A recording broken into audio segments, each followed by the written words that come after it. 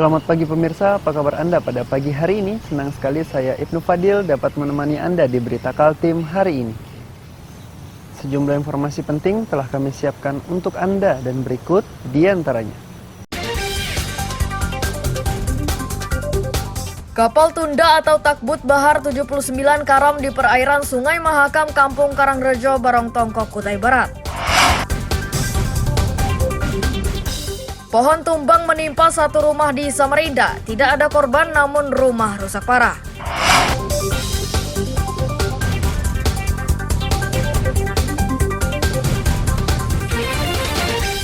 Di segmen akhir kami sajikan tempat wisata sembari belajar konservasi satwa dilindungi. Suasana alamnya indah dan letaknya di Kampung Merasa, Kabupaten Berau.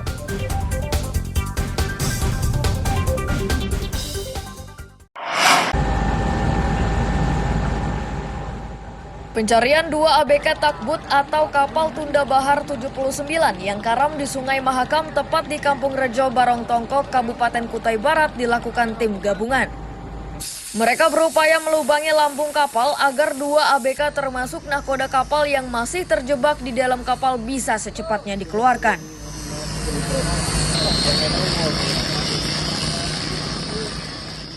Dalam rencana awalnya, pencarian dilakukan dengan menyelami area kapal karam.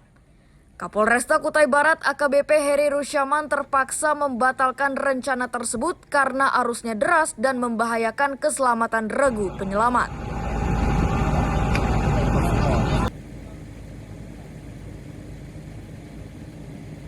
Kita sudah koordinasi dengan BNP, BPB dengan beberapa alat, termasuk kapal, alat selam, semua karena situasi arus deras, terus situasi air sungai kotor, jadi kita tidak berani melakukan penyelaman karena situasional. Jangan sampai kita melakukan penyelaman malah situasional yang tidak mendukung membahayakan si tim penyelaman. Jadi semaksimal mungkin kami tim bersama untuk menyelamatkan Pak Noldi dan Pak Kaptennya, mudah-mudahan kita bisa selamatkan. Takbut atau kapal tunda Bahar 79 yang berisi 6 ABK termasuk nahkoda kapal ini karam Minggu malam. Awalnya kapal miring ke kanan dan upaya menguras air tidak membuahkan hasil. Saat kapal sudah benar-benar miring, 4 ABK berhasil melompat keluar, sedangkan 2 ABK termasuk nahkoda masih terjebak di dalam kapal. Amir Hamzah dan tim liputan melaporkan dari Kutai Barat.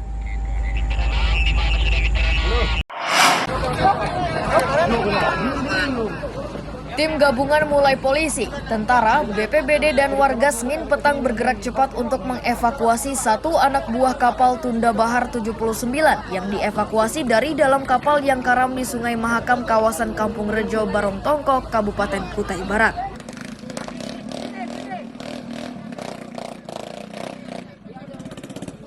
Meski upaya cepat sudah dilakukan, namun nyawa korban tak bisa diselamatkan. Hal itu ditegaskan Kapolres Kutai Barat AKBP Heri Rusyaman sesaat usai proses evakuasi. Tim gabungan selanjutnya kembali berkonsentrasi menolong Freddy, nahkoda kapal yang masih terjebak di dalam kapal tersebut.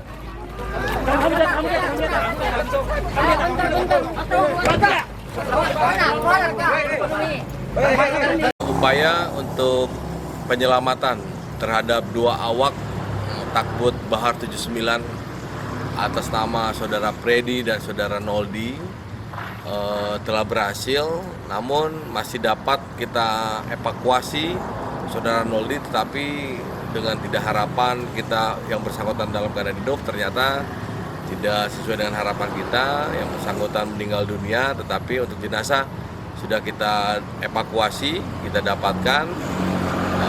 Dan jenazah pun sudah kita bawa ke rumah sakit untuk dilakukan pemeriksaan dan untuk dilaksanakan visum et reperendum. Tetapi untuk saudara Freddy ya, sebagai nahkoda dari takbut Bahar 79 masih kita upayakan pencarian. Jasad korban bernama Noldi selanjutnya dievakuasi ke rumah sakit untuk divisum. Amir Hamzah dan tim liputan melaporkan dari Kutai Barat.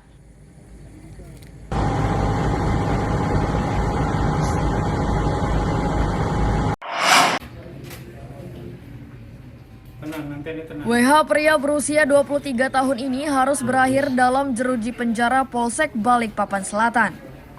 WH ditangkap karena mencabuli seorang gadis yang masih berusia 14 tahun. Ironisnya, aksi cabul yang sudah dilakukan 7 kali itu dilakukan tersangka di rumah istrinya yang juga bibi korban.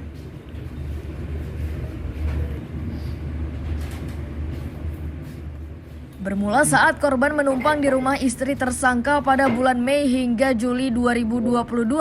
Selama berada di rumah itu, korban dicabuli hingga 6 kali.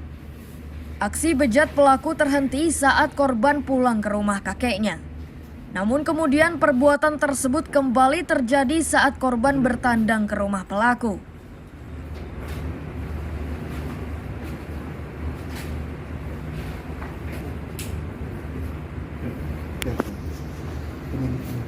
Telah dilakukan sebanyak 7 kali dengan kejadiannya pada waktu mulai dari bulan 5 sampai dengan bulan 7 tahun 2022 ini itu ada 6 kali melakukan perbuatan cabul tersebut di rumah istri dari tersangka. Terus bulan 11 dia kembali ke rumah tersangka, yang mana tersangka ini sebenarnya istri dari tersangka adalah tante dari si korban sendiri. Ulah bejatnya tersebut menyebabkan tersangka terjerat Undang-Undang Anak di bawah umur dengan ancaman pidana 15 tahun penjara. Amir Hamzah dan David Purba melaporkan dari Balikpapan.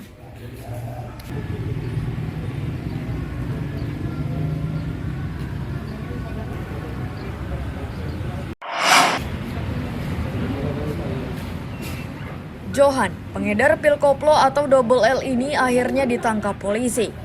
Dari tangan pelaku, disita 15.000 butir obat keras jenis double L atau pil koplo yang disita saat polisi menangkap di rumah kosnya, Jalan Kelamono, Muara Rapak, Balikpapan Utara.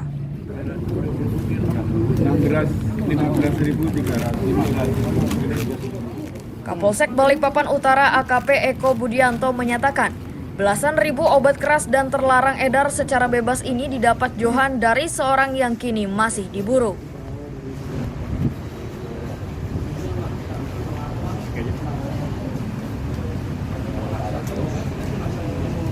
Di masyarakat mengenai peredaran obat keras jenis double L, selanjutnya anggota OL Polsek Balikpapan Utara melakukan penyelidikan dan mengamankan tersangka pada saat duduk di teras. Selanjutnya melakukan penggeledahan kamar kos, dapati 1 buah kardus yang berisi 15 botol plastik warna putih masing-masing 1.000 butir. Tersangka IH menerangkan mendapatkan barang tersebut dari saudara S DPO dengan cara memesan antar atau COD. Pelaku yang kini sudah ditetapkan sebagai tersangka itu dijerat Undang-Undang Kesehatan dengan ancaman pidana 15 tahun penjara.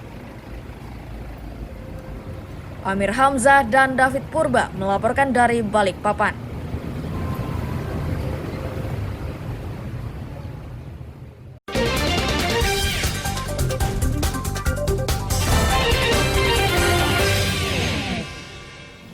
Masih bersama saya Ibnu Fadil, pemirsa Anda kembali menyaksikan 3 berita utama Kaltim hari ini. Kapal tunda atau takbut Bahar 79 karam di perairan Sungai Mahakam, Kampung Karangrejo, Barongtongko, Kutai Barat. Pohon tumbang menimpa satu rumah di Samarinda. Tidak ada korban namun rumah rusak parah.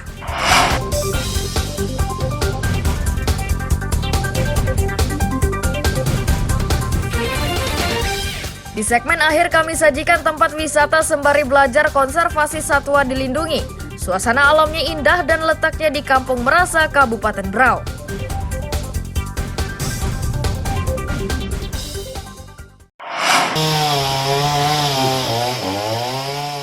Petugas Dinas Pemadam Kebakaran dan Keselamatan Kota Samarinda tengah mengevakuasi satu pohon berukuran cukup besar yang menimpa rumah bangsalan di Jalan Raudah, Gang Arya Doti, Samarinda Ulu, Senin sore. Petugas menggunakan gergaji mesin agar pemotongan batang pohon bisa diselesaikan dengan segera.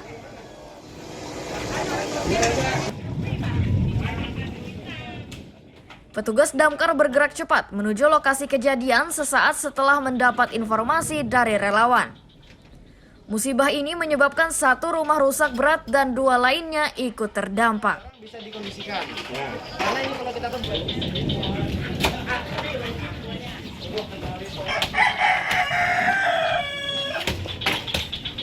Hari ini kita melakukan evakuasi penebangan pohon tumbang yang menimpa salah satu warga di Jalan Raudah, tepatnya di Gang Arya. Kejadian kita terima informasi dari ITS juga bahwa telah terjadi musibah pohon tumbang di Gang Raudah. Satu rumah yang di belakang kita ini terkena dampak sangat luar biasa kerusakan. Bagian mana saja kerusakan tadi, Pak? Kerusakan di bagian sisi tengah dan bagian dapur belakang cukup parah. Jadi atap jebol ya? Atap jebol. Atap jebol. Selain rumah ini ada lagi yang terdampak, Pak? Terdampak lainnya adalah rumah samping sebelahnya juga sama dampaknya ya? Dari atapnya yang kena dan sebagian rumah bagian depan juga atapnya yang kena. Nah, pohon ini pohon apa jenisnya? Pohon kapuk. Dewi, salah satu penghuni rumah kontrakan, menyatakan peristiwa ini terjadi saat hujan deras disertai angin kencang. Saat pohon tersebut tumbang, ia bersama anaknya berhamburan keluar karena panik. Dari sana, nah, tapi nggak bisa dipadamkan itu. Ya, yang ini padam sudah ini. Padam ini apa? Padam di sana. Saya di dalam, anak-anak ada di kamar dua-duanya. Pas saya mau ke WC, rumah itu sudah runtuh. Kondisi cuaca pada saat itu, Bu? Hujan deras. Hujan deras, ada angin juga? Ada angin, model kayak petir gitu nah. Kayaknya kesambar petir sih. Iya. Nah, pada saat jatuh, Ibu gimana, Bu? Panik gimana atau gimana? Ya Allah, Om. Nggak tahu lagi sudah Om, panik atau enggaknya nggak ngerti lagi sih. Jadi langsung keluar atau gimana? Langsung keluar. Langsung keluar ya? Bawa anak. Anaknya ada berapa, Bu? Dua. Ya? Ya, yang satu sekolah 3. Oh, jadi 2 yang di rumah? Iya, 2 yang di jadi rumah. sempat menyelamatkan diri, Bu ya? Ini yang rusak bagian mana saja rumah, Bu? Dapur sama ruang tengah ini aja. Dapur sama ruang tengah? Iya. Atapnya ambruk, Bu? Ambruk. Musibah ini menyebabkan penghuni rumah mengungsi, sementara petugas masih terus menuntaskan evakuasi batang pohon. Petugas mengimbau warga lebih waspada mengingat cuaca belakangan ini kerap diwarnai hujan deras disertai angin kencang. Amir Hamzah dan Iswanto melaporkan dari Samarinda.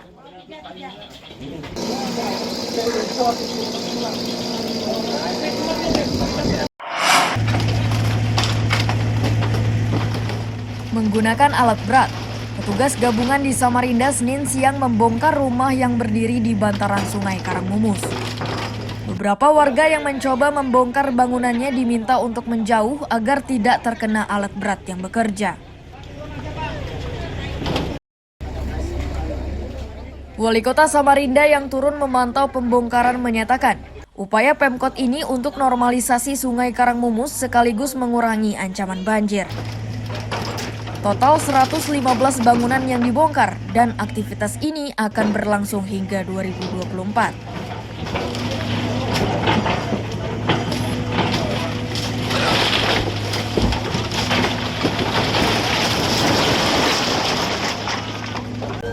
Kegiatan pada hari ini merupakan rangkaian proses yang sudah berbulan-bulan. Mulai dari pendataan, kemudian pengukuran, penilaian dari KJPP, hingga pada hari ini kegiatan pembongkaran yang sebahagian besar dilakukan secara mandiri. Kegiatan ini merupakan rangkaian dari proses pelaksanaan program penanggulangan banjir. Karena penanggulangan banjir, sebaik apapun drainase kita, kalau sungai mengalami penurunan kapasitas, maka tidak akan maksimal. Sejumlah warga nampak pasrah menyaksikan rumahnya diratakan dengan alat berat. Mereka pasrah karena sudah menerima ganti rugi. Mereka pun sudah menerima pemberitahuan terkait pembongkaran tersebut.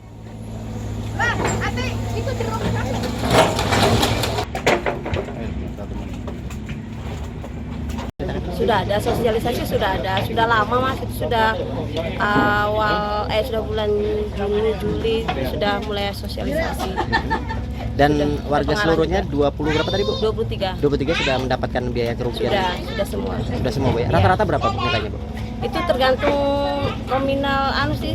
Dia kan kalau segel itu dia rumahnya bangunan. Kalau PPAT dia 80% Pergantiannya ya. Iya. Nah, rata-rata setelah mendapat ganti rugi, warga Ibu kemana Bu arahnya? Ya macam-macam, ada yang punya rumah, maksudnya bangun rumah sendiri atau yang nyewa.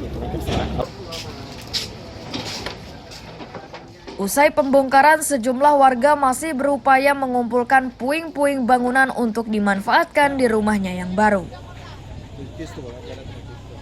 Amir Hamzah dan Iswanto melaporkan dari Samarinda.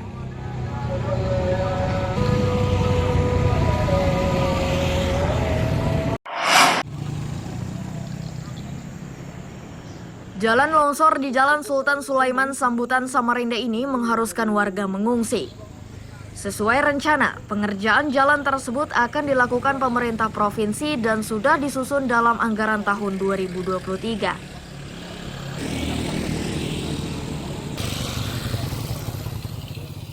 Sebelum dikerjakan, berbagai aset milik rekanan kerja pemerintah mulai Telkom, PDAM, jaringan pipa gas, dan PLN didata.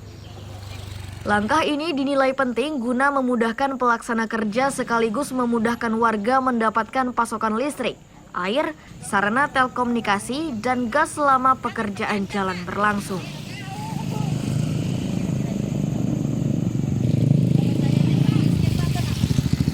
Teman dari pemilik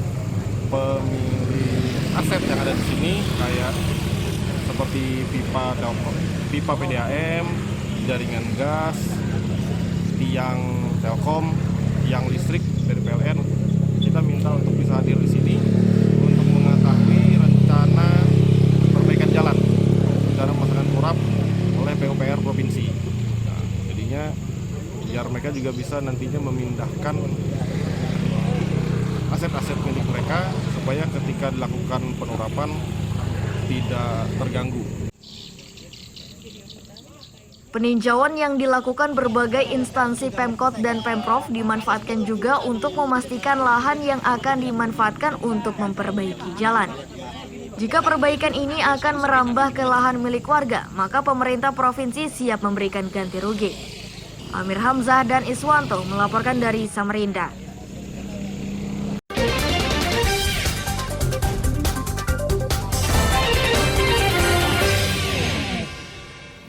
Masih bersama saya Ibnu Fadil, pemirsa Anda kembali menyaksikan 3 berita utama Kaltim hari ini. Kapal tunda atau takbut Bahar 79 karam di perairan Sungai Mahakam, Kampung Karangrejo, Barongtongkok, Kutai Barat. Pohon tumbang menimpa satu rumah di Samarinda. Tidak ada korban namun rumah rusak parah.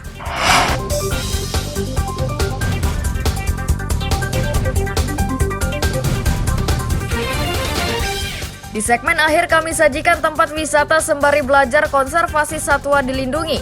Suasana alamnya indah dan letaknya di Kampung Merasa, Kabupaten Berau.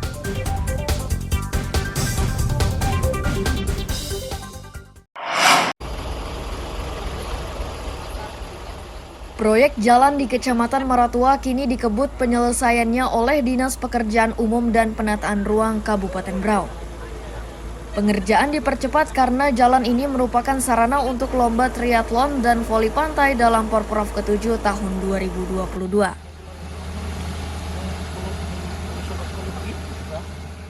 Mundurnya pelaksanaan Porprov dari tanggal 12 menjadi 26 November 2022 memberi kesempatan bagi pekerja untuk menuntaskan perbaikan jalan tersebut. Pemkab Berau harus bekerja keras karena sarana dan fasilitas tersebut menjadi tanggung jawab tuan rumah Porprov.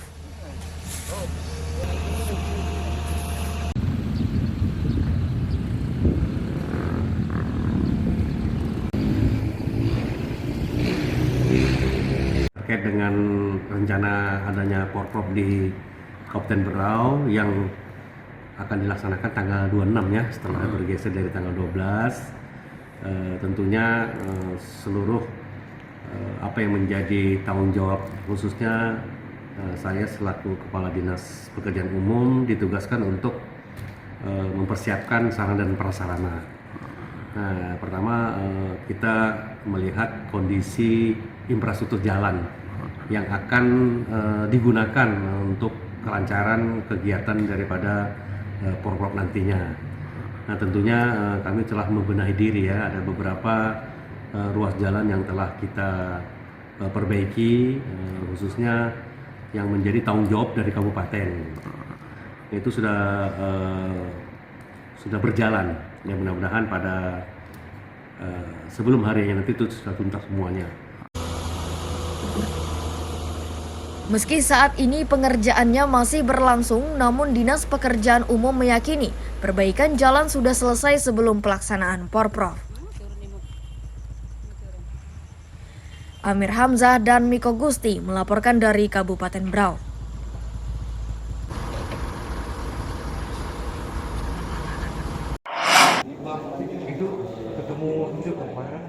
Satu demi satu relawan tanggap bencana termasuk tentara dan polisi, juga Basarnas Samarinda Senin siang menghadiri sosialisasi dokumen rencana penanggulangan bencana Samarinda periode tahun 2022 hingga 2026. Kegiatan tersebut melibatkan akademisi dari Universitas Mula Warman.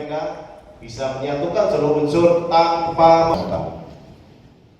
Kepala Pelaksana BPBD Samarinda, Suwarso, menyatakan sosialisasi dokumen rencana penanggulangan kebencanaan ini digelar 3 kali.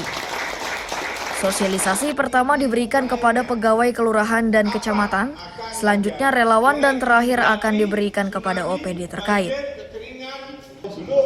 Kita sepakati, misalnya seringkali kalau kita mengalami bencana. Hari ini kegiatan kita diseminasi dan sosialisasi rencana penanggulangan bencana ya. Kita sudah memiliki dokumen dan ini kita perpanjang untuk tahun 2022 sampai dengan tahun 2026 yang disusun bersama tim BPBD Kota Samarinda bersama dengan tenaga ahli dari Universitas Mula Warman. Nah, kegiatan ini akan dilaksanakan 3 kali. Yang pertama sudah dilaksanakan bersama dengan pihak kelurahan dan kecamatan. Hari ini bersama relawan, besok bersama OPD-OPD. Secara umum relawan sudah memiliki sarana pendukung untuk bantuan kebencanaan. Namun demikian, sosialisasi yang diberikan sangat penting karena makin menambah pengetahuannya saat memberikan bantuan dan pertolongan. A1 ya? Artinya gini, tanpa sebenarnya untuk menghadapi bencana ini relawan sudah siap. Artinya sepengetahuan kami dengan peralatan dan alutsista yang mereka punya, mereka sudah siap. Tetapi dengan adanya ilmu seperti ini kita perlukan supaya kesiapan kita lebih mumpuni, kemudian hal-hal yang dilakukan itu sudah benar sesuai dengan prosedur-prosedur yang dilakukan dalam menghadapi kebencanaan. Kegiatan ini dinilai sebagai bagian untuk mempererat hubungan antar sesama relawan yang jumlahnya lebih 1.000 orang dan tersebar di berbagai kelurahan. Amir Hamzah dan Iswanto melaporkan dari Samarinda. Nah, kesempatan kita pada hari ini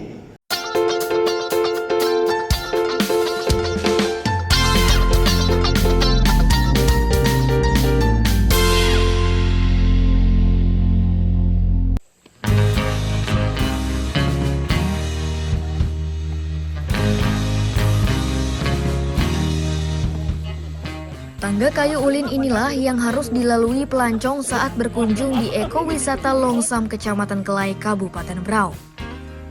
Perjalanan melelahkan ini sebanding dengan kepuasan yang didapat setibanya di lokasi wisata.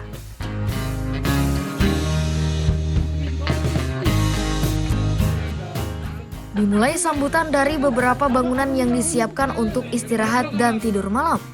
Saat senja, pengunjung akan menikmati keindahan matahari terbenam dari puncak bukit yang ditumbuhi berbagai jenis tanaman.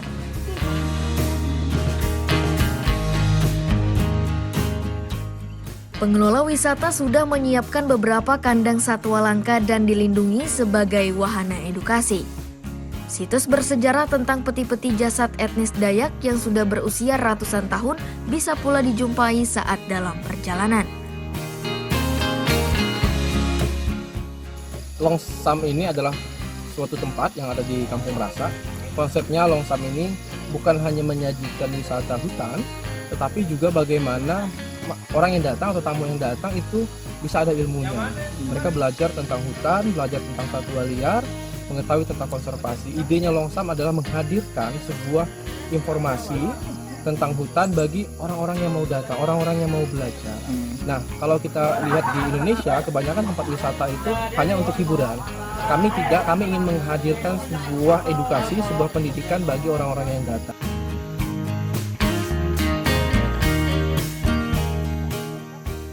Pengunjung yang pernah singgah di objek wisata ini mengakui keindahan ekowisata tersebut. Menurutnya, berkunjung di tempat itu bukan hanya memuaskan rasa, namun sarana menambah pengetahuan.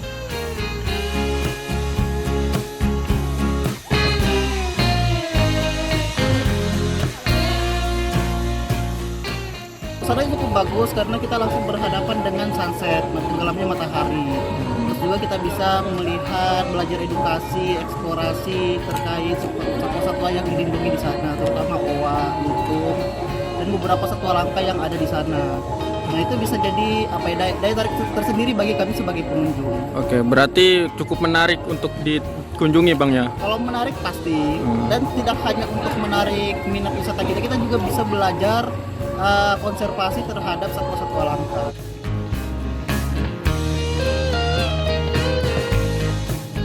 Untuk mencapai ekowisata Sungai Longsam, pengunjung harus menempuh perjalanan 2 jam 40 menit dari Tanjung Redep dan setelahnya perjalanan dilanjutkan melalui jalur sungai. Selama perjalanan itulah pengunjung akan menyaksikan sejumlah makam-makam tua di tebing perbukitan. Amir Hamzah dan Miko Gusti melaporkan dari Kabupaten Berau.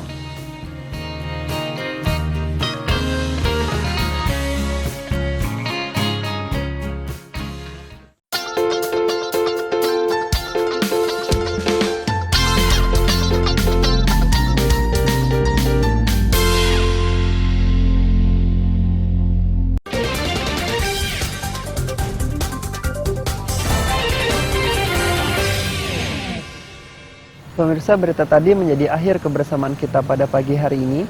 Saya Ibnu Fadil dan tim redaksi pamit undur diri. Selamat pagi, salam sejahtera, dan sampai jumpa.